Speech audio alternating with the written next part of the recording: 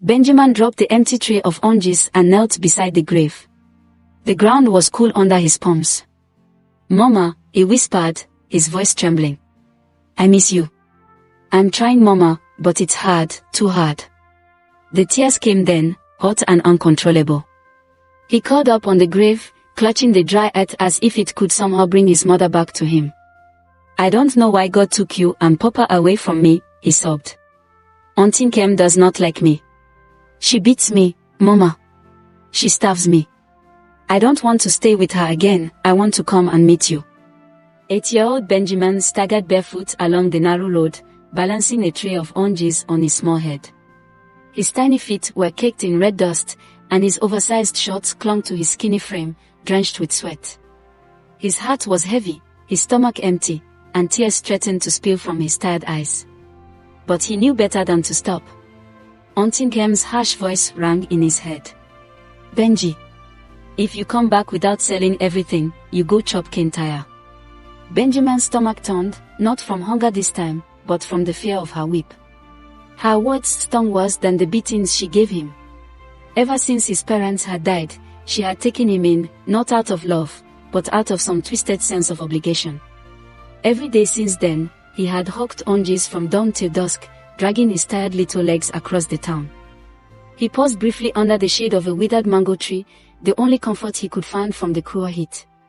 With trembling fingers, he wiped the sweat off his forehead, leaving streaks of dirt on his pale, tear-streaked face. The tray on his head felt like a mountain crushing him, but he knew he had no choice. A woman passed by, her wrapper tied around her waist, and glanced at him. For a moment, Benjamin thought she might pity him enough to buy an orange. But she simply shook her head and hurried away. "Oranges for sale. Sweet oranges." His voice was weak, barely louder than a whisper. No one stopped. The streets were too busy, filled with the hum of life that Benjamin no longer felt a part of. The memories of his parents haunted him with every step. His father, a carpenter, had been his hero. Benjamin used to sit by his side in the evenings, watching him carve wood into beautiful shapes. His deep voice, filled with laughter, still echoed in his mind. But one fateful day, a cough that refused to stop took him away, leaving Benjamin and his mother alone. His mother, oh his sweet mother, had been his anchor. She had worked tirelessly, selling akara at the market to ensure he had food to eat and a chance to attend school. He remembered her warm embrace, the songs she sang to him at night, and the smell of fried beans that clung to her clothes. But life had been cruel to her too. Just a year after his father's death, she had fallen sick. Benjamin watched helplessly as she grew weaker and weaker, her once vibrant eyes dimming until they closed forever. He hadn't cried the day she was buried. No, he had been too shocked, too broken to shed tears. But now, every tear he hadn't cried then seemed to flow freely, mixing with the sweat and dirt on his face as he trudged along the road. "Sweet oranges for sale," he called again, his voice cracking. A man with a bicycle finally stopped and handed him a crumpled naira note in exchange for 3 oranges. "Oh, thank you, sir," Benjamin whispered, bowing slightly. But the man didn't even look at him. The sun was sinking lower in the sky when he finally sold the last orange. Relief washed over him, but it was short-lived. He knew the money he had earned would never be enough for Auntie Nkem. She would still find something to complain about, still find an excuse to punish him. He began the long walk home, his legs heavy with exhaustion. As he passed the cemetery at the edge of the town, his steps faltered. His mother's grave was there. He didn't plan to stop, he knew Auntie Nkem would be furious if he returned late. But his heart ached too much to keep walking. Something inside him pulled him toward the small, unmarked mound of earth where she rested. Benjamin dropped the empty tray and knelt beside the grave. The ground was cool under his palms. "Mama," he whispered, his voice trembling. "I miss you. I'm trying, Mama, but it's hard, too hard." The tears came then, hot and uncontrollable.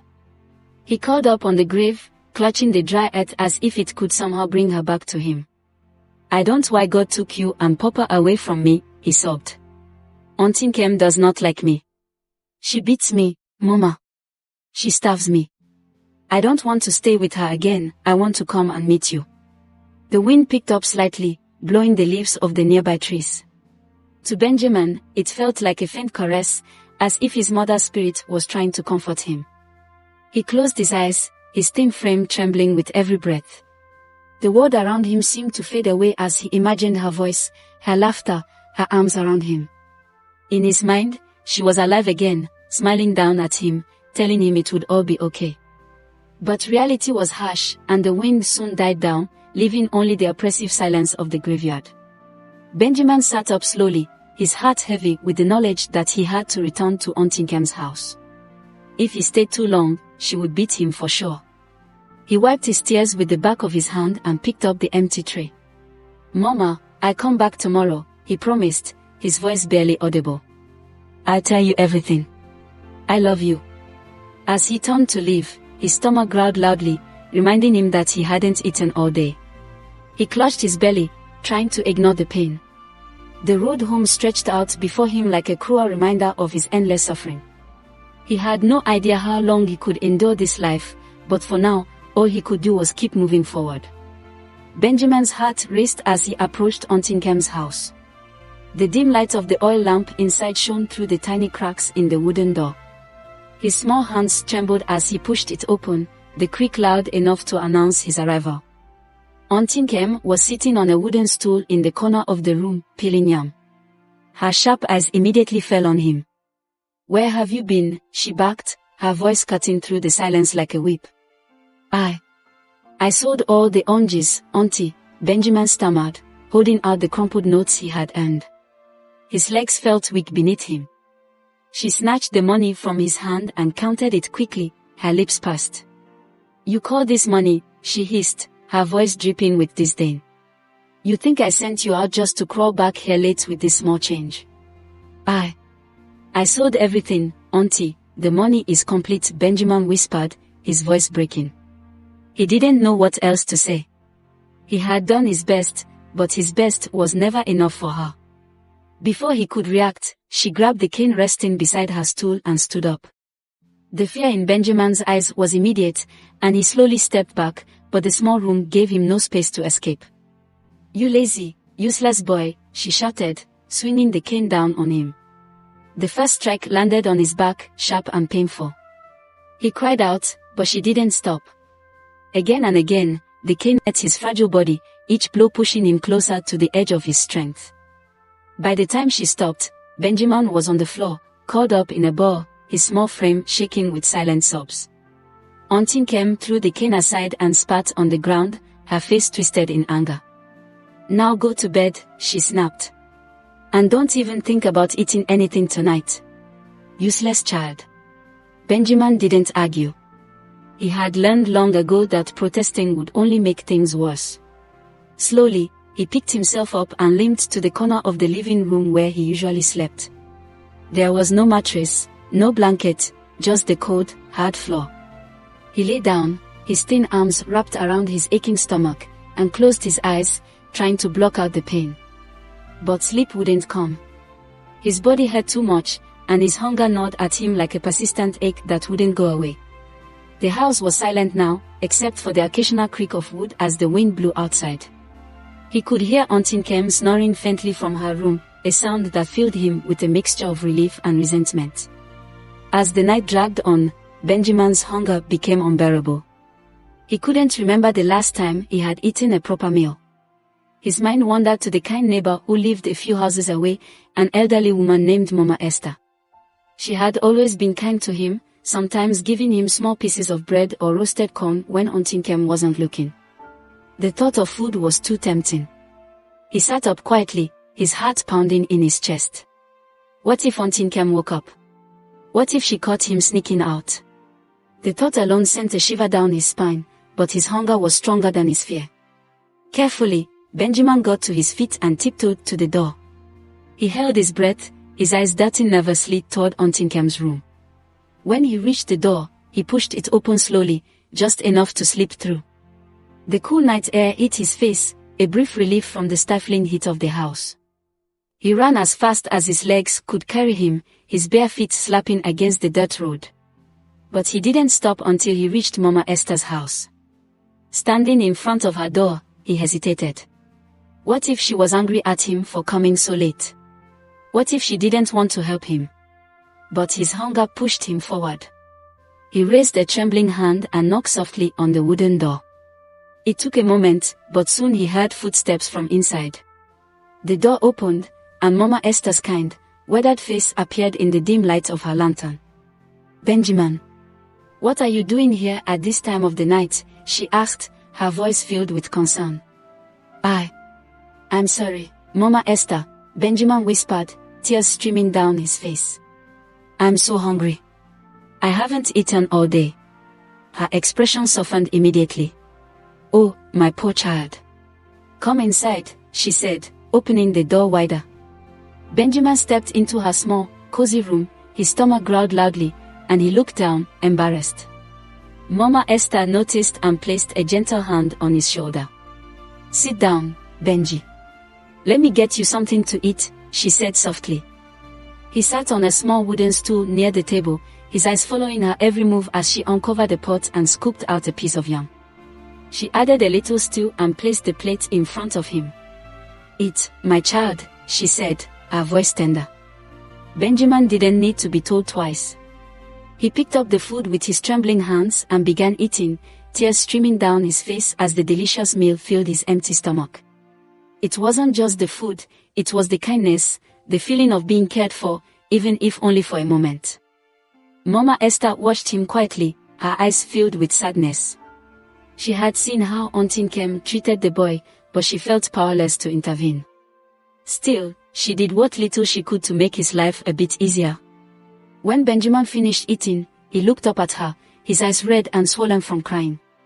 "Thank you, Ma," he whispered. "Thank you so much." She smiled gently and placed a hand on his head. "You're always welcome here, Benji. You're a good boy, and God sees your struggles.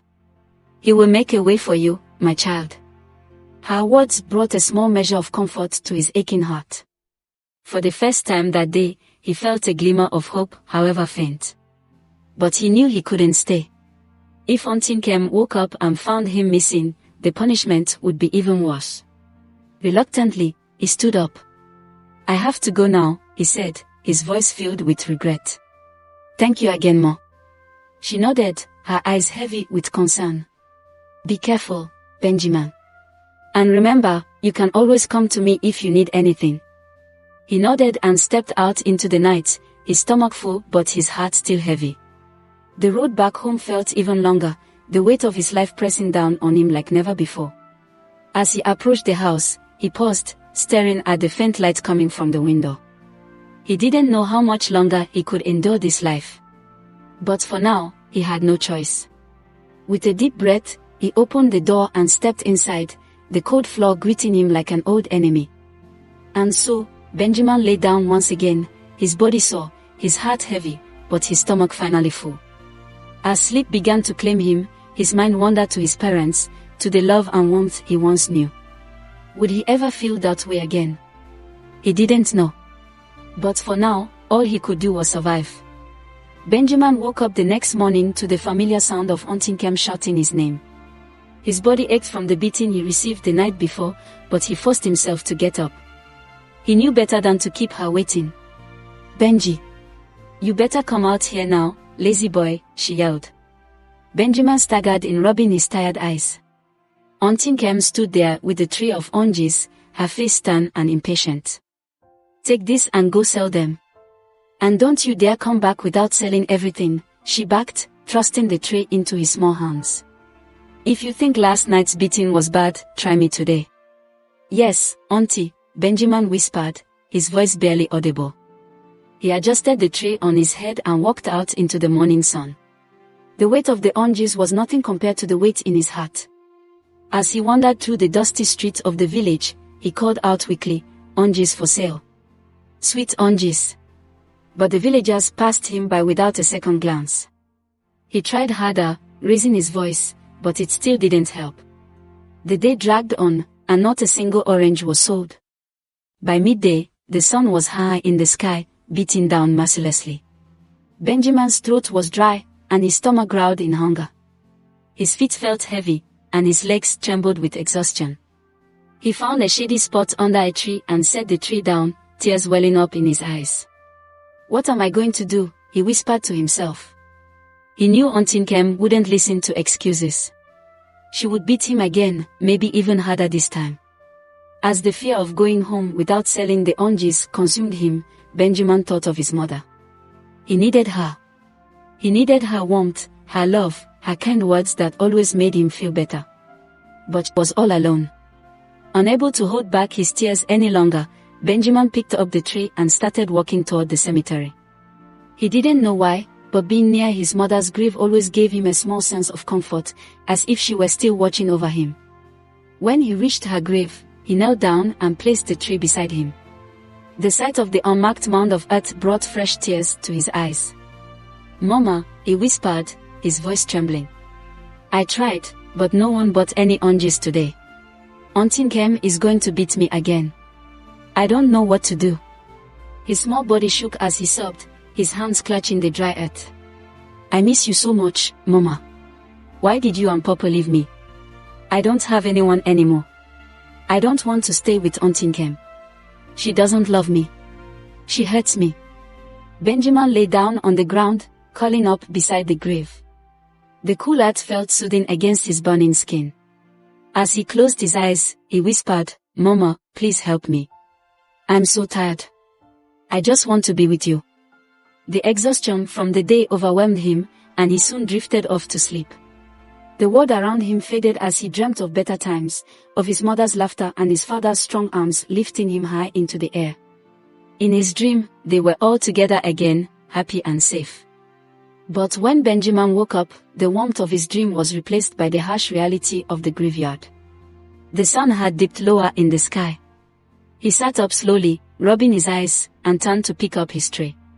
What he saw made him freeze. The oranges were gone. His heart raced as he stared at the empty tray. "No, no, no," he whispered, panic rising in his chest. "Where are they? Where did they go?" He looked around frantically, but there was no sign of the oranges anywhere. Then, something else caught his eye, a small bundle of crumpled naira notes sitting neatly in the tray. His hands trembled as he picked it up. He counted the money and realized it was the exact amount he would have made if he had sold all the oranges. Benjamin's mind raced. Who could have done this? Who would take the oranges but leave the money? The graveyard was silent, the only sound the rustling of leaves in the gentle breeze. He looked around, but there was no one in sight. The air felt strange, almost heavy, as if something beyond his understanding had just happened. He turned back to his mother's grave, his heart pounding. "Mama," he whispered, his voice shaking. "Was this you?" A chill ran down his spine as he stared at the grave. He didn't know what to think or feel.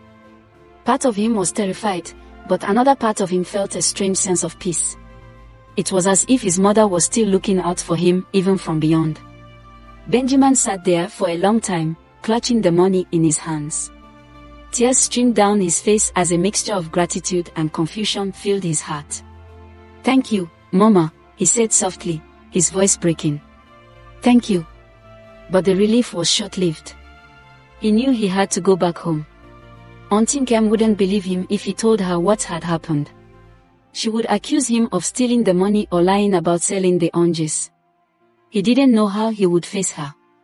As the sun dipped lower, Benjamin stood up and wiped his tears. He placed the money carefully in his pocket and picked up the empty tray. His legs felt heavy as he began the walk back home, his mind replaying the strange events over and over. When he reached the house, he paused outside the door, his heart pounding in his chest. The sound of Auntie Nkem's voice inside made his stomach churn with fear. Taking a deep breath, he pushed the door open and stepped inside. "Benji." Auntie Nkem's sharp voice greeted him immediately. "You're late again. Did you sell everything?" Benjamin nodded quickly, holding out the money. "Yes, Auntie. I sold everything," he said, trying to keep his voice steady. She snatched the money from his hand and counted it, her eyes narrowing as she inspected the notes. "Umph. At least you didn't come back empty-handed this time," she muttered. "Now go and clean the kitchen. You're useless for anything else." "Yes, Auntie," Benjamin replied, relief washing over him. For once, she didn't beat him. But his mind was still racing, trying to make sense of what had happened at the graveyard. As he scrubbed the kitchen floor that evening, he couldn't shake the feeling that something extraordinary had happened. He didn't know how or why, but deep down, he felt that his mother had somehow answered his cries for help. And for the first time in a long time, Benjamin felt a tiny spark of hope in his heart. Maybe, just maybe, he wasn't as alone as he thought. The next morning, Benjamin woke up feeling weaker than usual. His stomach growled loudly, a painful reminder that he hadn't had a proper meal in days. He struggled to get up from the hard floor, his body aching from exhaustion. The beatings, the hunger, the fear, it was all too much for his small frame to bear. Benji, come here. Auntie Kem's sharp voice cut through the stillness of the house. He shuffled to her side, his feet dragging across the floor. She stood with her usual scowl, holding the tray of oranges. Take this and go sell. If you don't come back with money today, you will see what I will do to you, she warned, her eyes narrowing. You're just a useless boy. Benjamin didn't reply. He didn't have the strength to argue or even nod. He took the tray and balanced it on his head, his knees trembling under its weight. Without another word, he stepped out into the bright morning sun. As he walked through the village, calling out weakly, "Sweet oranges for sale," his voice barely carried. He felt invisible, as if no one cared whether he existed or not. His feet dragged along the dusty road, each step more difficult than the last. He hadn't eaten, and the hunger clawed at him like a wild animal. By midday, he couldn't go on. He set the tray down by the side of the road and sat on a small rock. His vision blurred as tears filled his eyes. The world around him seemed so big and uncaring, and he felt so small and helpless. I can't do this anymore, he whispered to himself, his voice shaking. He wiped his face with the back of his hand and looked up at the sky. Mama, I'm so tired. I'm so hungry. With no one else to turn to, Benjamin decided to go back to the one place that gave him some comfort, his mother's grave. He picked up the tray and slowly made his way to the cemetery. His legs felt like they would give out at any moment, but he kept walking. When he reached the grave, he placed the tray beside him and knelt on the ground. Mama, he whispered, his voice breaking. I'm hungry. I'm so hungry. Auntie Kem didn't give me anything to eat. I can't even sell these oranges because I don't have the strength. I wish you were here, Mama. I wish you could help me. His shoulders shook as he cried, his small hands clutching the earth again. The hunger and sadness overwhelmed him, and before long, he lay down on the cool ground, curling up beside the grave. The breeze blew the leaves of the nearby trees, and he closed his eyes, letting the exhaustion take over. When Benjamin woke up, he sat up slowly, rubbing his eyes, and turned to look at the tray beside him. His heart skipped a beat. The oranges were gone again. His tray, which had been full when he arrived, was now empty. Just like the day before, a small bundle of crumpled naira notes sat neatly in the tray. His hands trembled as he picked it up, counting the money. It was the exact amount he would have made if he had sold all the oranges. But this time, there was something else. Beside the grave, on a flat rock, sat a plate of steaming jollof rice with a large piece of fried fish. The aroma filled the air, making Benjamin's mouth water instantly. His stomach growled loudly, and his eyes widened in shock. He looked around, his heart racing. There was no one in sight. The cemetery was silent, except for the faint sound of leaves in the breeze. He turned back to the plate, his mind racing with questions.